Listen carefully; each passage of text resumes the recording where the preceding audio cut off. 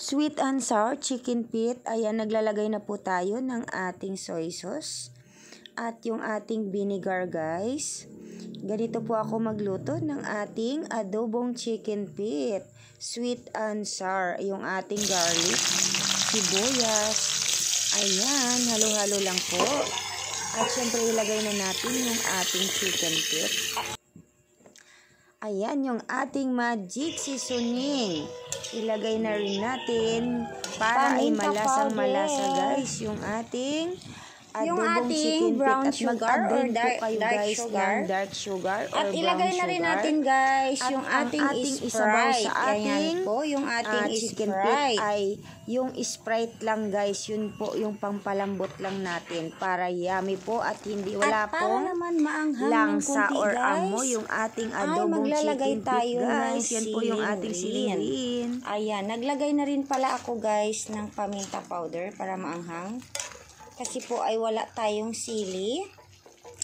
Para, guys, hindi po maputi ang inyong chicken feet, maglagay po kayo, guys, bukod sa tuyo, maglagay din po kayo, guys, ng dark sugar. Para po ay ganito po yung inyong adobong chicken feet. Hindi po siya maputi. Kasi po, guys, kung aasa lang po tayo sa ating soy sauce or toyo, ay aalat po pagka gusto po natin na makulay yung ating adobo. Kaya maglagay din po kayo ng dark sugar para ay kahit konti lang po yung inyong soy sauce or toyo ay hindi po maputi yung inyong chicken feet, guys, like this. Ayan, guys. At syempre, yummy po siya. Sweet and sour ang lasa. Naglagay nating Sprite kanina, guys, ay hindi po tayo naglagay ng tubig. Bali yung pinapalambot natin siya sa Sprite para tanggal din po yung langsa ng ating chicken feet.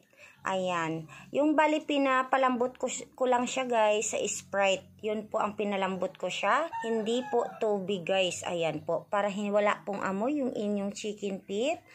At ito na nga, guys. Luto na po yung ating adobong sweet and sour na chicken feet. Ayan. Sinadya ko po talaga, guys, na sobrang lambot yung pagkaluto niya kasi ayaw ko po sa chicken feet na matigas po, guys. Gusto ko po yung pagkinain mo ay natatanggal po talaga siya kaagad sa buto. Follow for more. Thank you for watching, guys.